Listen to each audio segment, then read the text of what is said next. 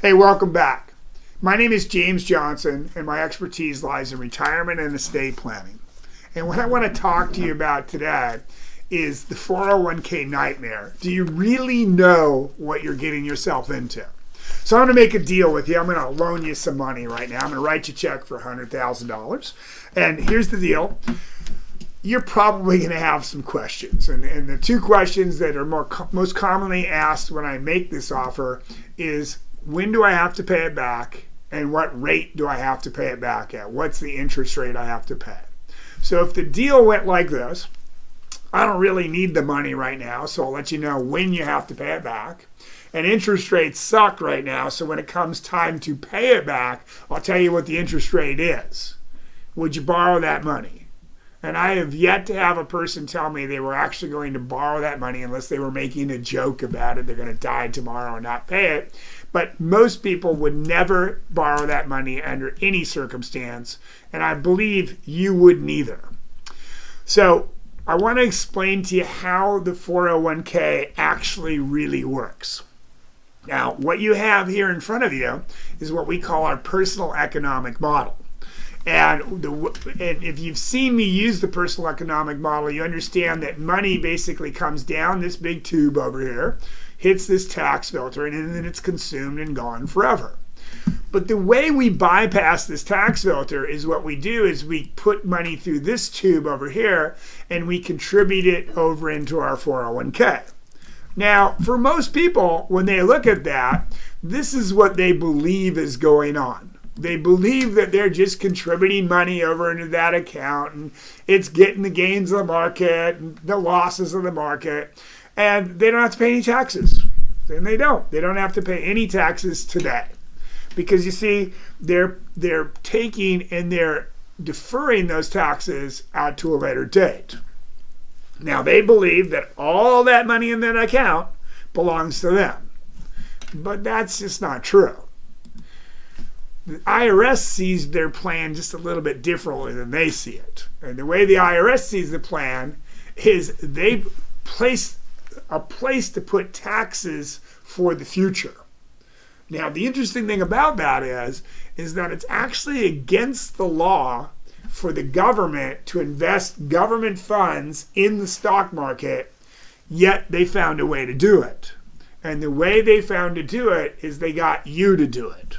So they said, look, you can defer these taxes, and most people, not all, but most people will take that money, they will invest it in stocks, bonds, mutual funds, securities of some type, and try to get the gains of the market. And they will take on the risk of what that's all about. And in addition to that, they take on a second risk, which is the taxes at a later date. Now, the money they place in the account is theirs, not yours, is the way the IRS sees it. Yet you see it as your money. You see it like this, and they see it like this. And this button here is controlled by the IRS, and it determines how much money you're actually going to pay out in taxes. That right there should be enough to scare you out of doing this. But when we go back and we look at what a qualified plan actually does, it does two things. It defers the taxes, and it defers the calculation out to a point in time where we really don't know what that rate is going to be. But what it really does is it postpones the taxes and postpones the calculation out to a point in time where we might believe that it's going to be lower. Because after all, that's what they've always told us.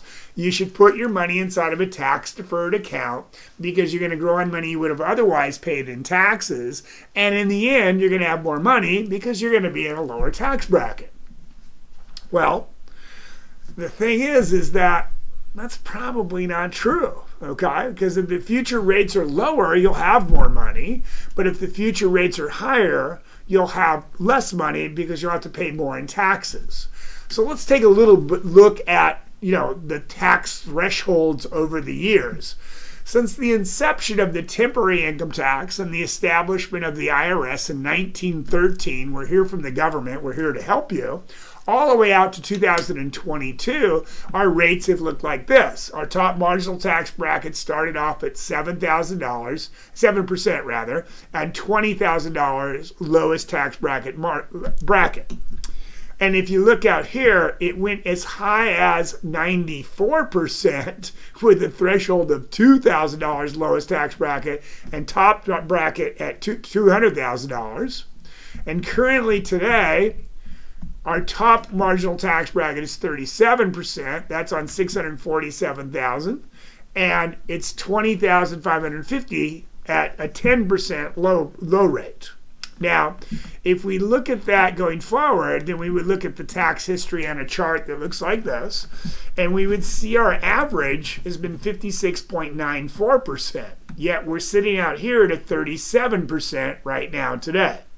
And I can remember back when I was a young kid, my father used to say he's not going to work today because if he went to work today, he would pay all the money out in taxes. And I thought he was absolutely nuts. I thought, what could he possibly know about that?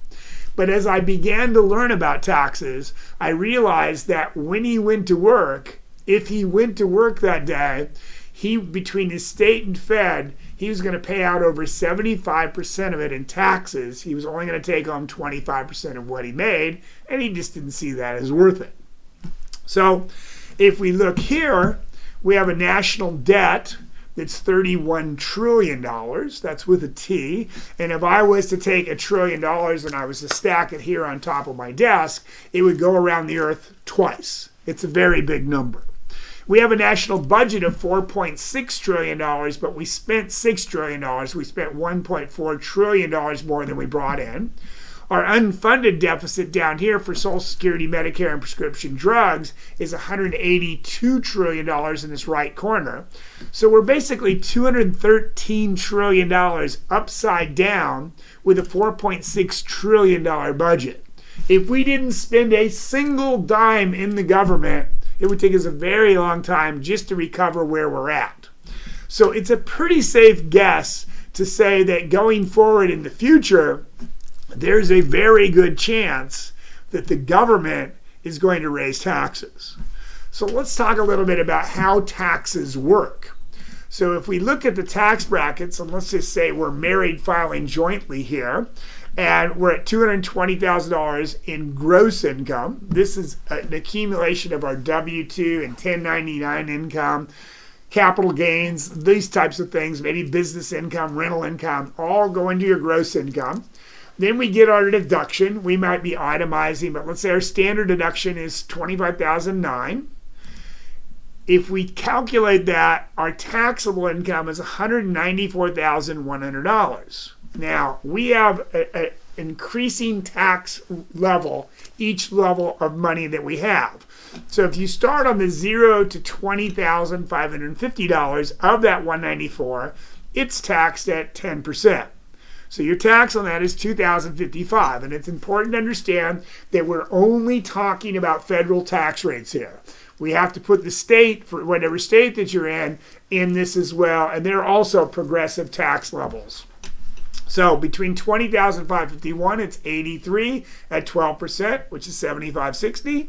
Between 83,551 and 178,150, it's 22%, 20,812. And between 178,151 and the 194, it's 24%, and we paid $3,828. If you combine those federal taxes there, they come out to $34,255. If you divide that number by your gross income, you come out to an effective tax rate of 15.57%. Now, it's important to add in your state rate there so you know what your real effective tax rate is. But going forward, what we would see in here is we would see that comes out over here at this. So it's important to understand that when it comes time to take money out of our tax deferred account, we must be taking it out at a lower rate than when we put it in, or we lose the game. So that being said, we go out over here. So there's some serious things to consider in this process of contributing to these qualified accounts. And make no mistake, if you have a qualified account such as a 401k, a 457, a 453, and they're doing matching, then you probably should be doing up to the match, because what's really happening is they're helping to offset that tax liability going forward. They're paying your future taxes. So most people should be contributing to their 401k, 403b, 457, whatever the plan is, whatever ERISA plan it is, up to the amount that their company matches. Now, beyond their match, well, that's open for debate. So, plans offer little or no access during accumulation period. So what does that mean? It means they lock down this valve. You cannot remove money from there without paying penalties. You can borrow money out of an ERISA plan, which means you can borrow up to $50,000 in any one period over an entire lifetime. But here's the problem. If you lose your job, you have exactly 60 days to pay that back, or it becomes a distribution, which means it becomes taxable. And then in addition to that, if you took it prior to 59 and a half, there's a penalty for taking it out. So that's kind of like an insult to injury. You've lost your job, you've lost your income, and now you have to pay a bunch of taxes because you took a loan from your 401k. When you hit the new age of 73, it used to be 70 and a half. When you hit the new age of 73 or 75 for some of you, you have to take what are called RMDs, or required minimum distributions. If you don't take those required minimum distributions, there's a 50% penalty. And in addition to that, if you take money, as I already stated, prior to 59 and a half, you're going to pay a 10% penalty for taking that out early. Now, all of that said, the real question comes, should I put money in a tax-deferred account? And the answer is 100% based on what is your exit strategy. How do you plan on getting the money out? And here's what most people believe. Most people believe that they should be putting as much money as possible in a tax-deferred account so that they can save on taxes today, because they're going to be in a lower tax bracket later on in life. Well, little piece of news for you. In order to retire, you must have one thing, and that one thing is a paycheck. You're not retiring without it. And for most people, their paycheck is going to be Social Security if they're lucky enough to have it, possibly a pension, maybe some rentals, maybe some business income. And those would be what are called their known incomes. Then they're going to have a need. This is going to be the amount of money that they absolutely must have in order to live their lifestyle at the level they've become accustomed to, adjusted for inflation and taxes going forward. Between their known income and their need, they're going to have a gap. And that gap is going to be filled by all the assets they managed to accumulate since they started putting their money away for their retirement. Most of that money, for most people, is in a qualified account. Now, the interesting thing about all of those things that are going to create that income, the IRA, the Social Security, the pensions, the rental properties, the business income, is they're all taxable. And most people are quite surprised when they sit down with me to find out that when they hit retirement, not only are they going to be in the same tax bracket, often they're going to be in a higher tax bracket. And one of the things that they rarely calculate for is the fact that one of them will die, and now they have to file single, and they're almost guaranteed to go to a higher tax bracket. So the question comes, are you planning your retirement or the government's retirement? Do you have a relationship with someone in the government where you're dying to give them your money rather than keep it for yourself or your family? Your goal should be to create an income stream that you cannot outlive no matter how long you and your spouse live, a based on what your current lifestyle is, adjusted for inflation and taxes going forward, and pass your money on in the most tax-favored way to your heirs. The only way this is ever going to happen is if you sit down now and you start getting proactive and you start creating a plan on getting as much of that money to tax-free as you possibly can. I hope this video was helpful. There are plenty more out there to watch. Be sure to subscribe to our YouTube channel below. And remember to live like you're going to die tomorrow and plan like you're going to live forever, because you just might. I hope to see you soon. Keep smiling and make it a great day.